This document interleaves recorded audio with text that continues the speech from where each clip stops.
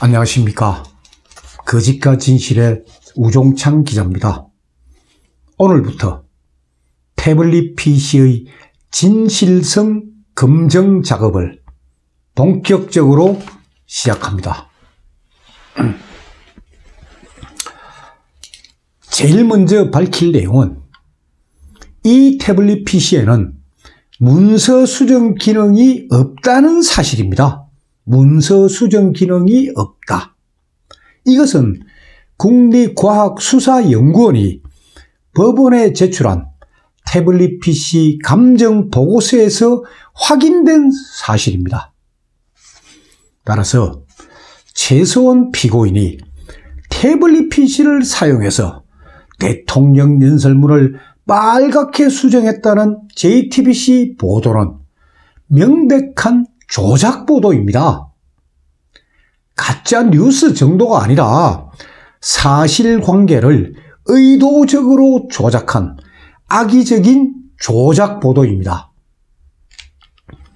하지만 JTBC의 이 조작 보도에 대다수 국민들은 큰 충격을 받았고 결국은 박근혜 대통령 탄핵의 도화선으로 작용했습니다.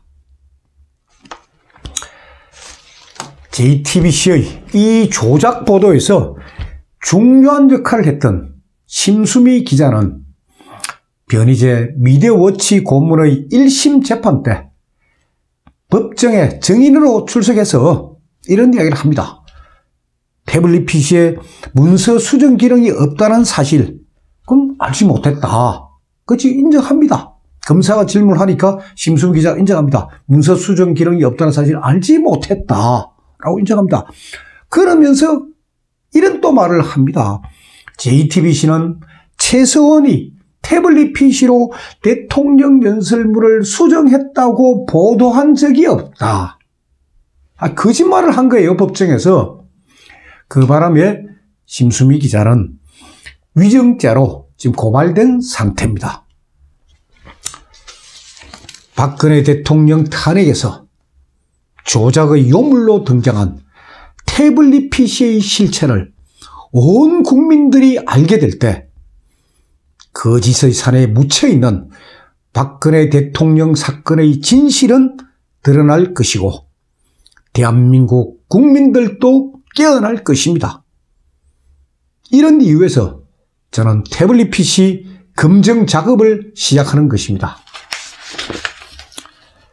제가 앞으로 집중적으로 검증할 부분은 크게 세 가지입니다. 첫째는 JTBC가 이 태블릿 PC를 어떻게 취득했는가, 즉 입수 경위에 관한 것입니다. 어떻게 입수했느냐 하는 것입니다. 둘째, JTBC가 태블릿 PC 속에 들어있는 자료들을 어떤 식으로 조작하여 보도했는가 고 하는 점입니다. 세 번째는 JTBC로부터 태블릿 PC를 건네받은 검찰이, 물론 일부 검사입니다. 검찰이 JTBC의 부정행위를 어떤 식으로 방조했는가 하는 점입니다. 그래서 저는 이 방송을 통해서 태블릿 PC 특검을 강력히 요구합니다. 특검이 실시되면 온 국민은 JTBC와 검찰이 저지른 엄청난 조작 행위를 낱낱이 알 수 있기 때문입니다. 오늘 이 시간의 주제는 이 태블릿 PC를 과연 누가 사용했느냐 하는 점입니다. 자, 이 태블릿 PC는 2012년 6월 22일, 그러니까 2012년 대통령 선거 기간 중에 선거를 앞두고 개통되었습니다. 그리고는 2013년, 14년까지 4월까지 잠시 사용된 거, 그것까지는 부인할 수가 없습니다. 그거는 국가수에서 검증한 포렌식 감정 결과에 이런 내용이 다 나와 있습니다. 그런데 국가수는 감정서에서 이 태블릿 PC를 최서원 피고인이 사용했느냐 아니면 사용하지 않았느냐 하는 부분을 명확하게 밝히질 않았습니다.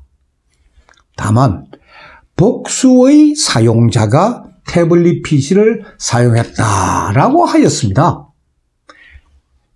국가수에서 명확하게 밝혔더라면 이런 논란 있을 수가 없죠.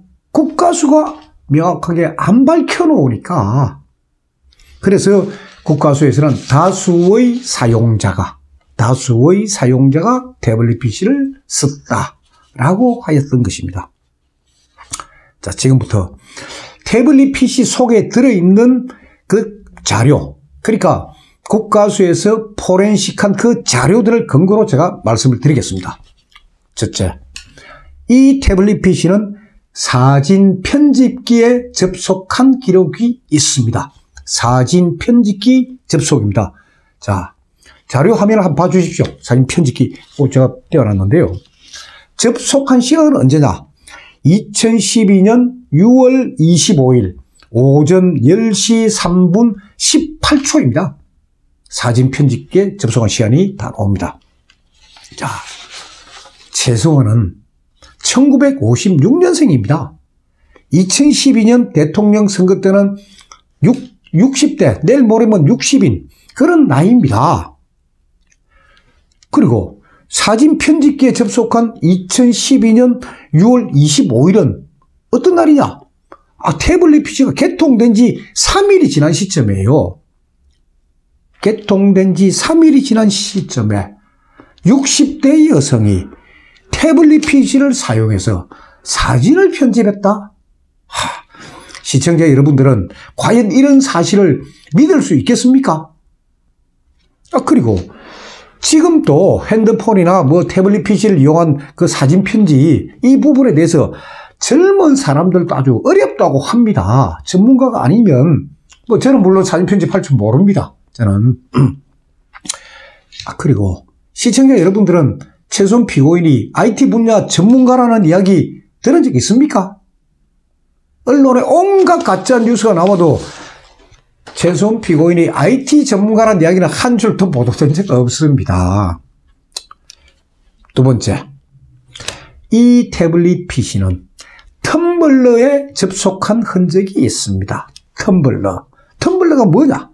텀블러는 외국에서 즐겨 쓰는 블로그입니다. 블로그인데 외국에서 쓰는 거지 한국에서는 거의 쓰지 않는 겁니다.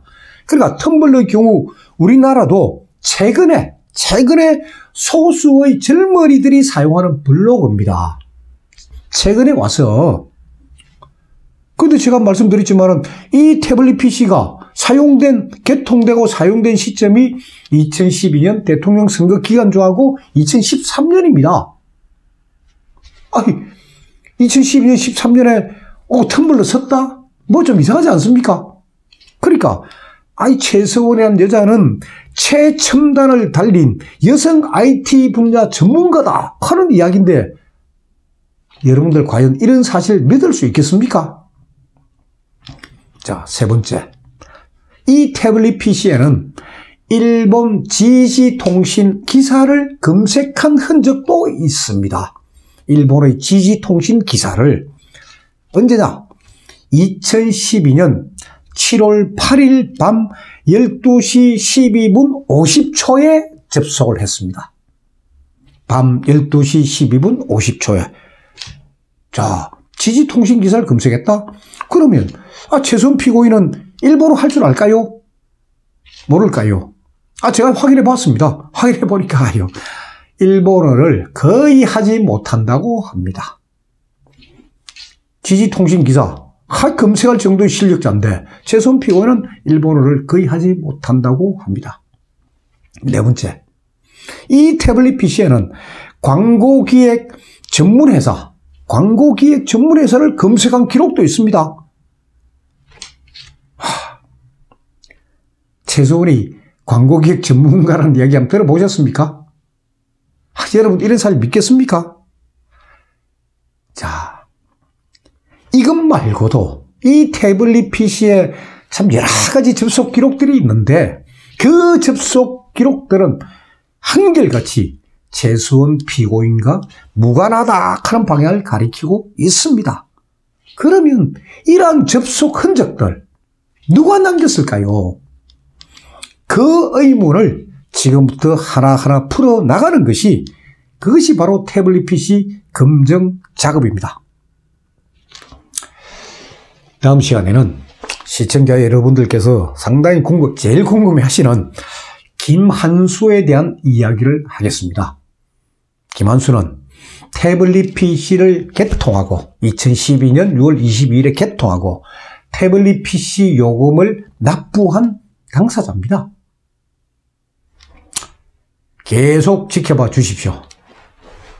감사합니다.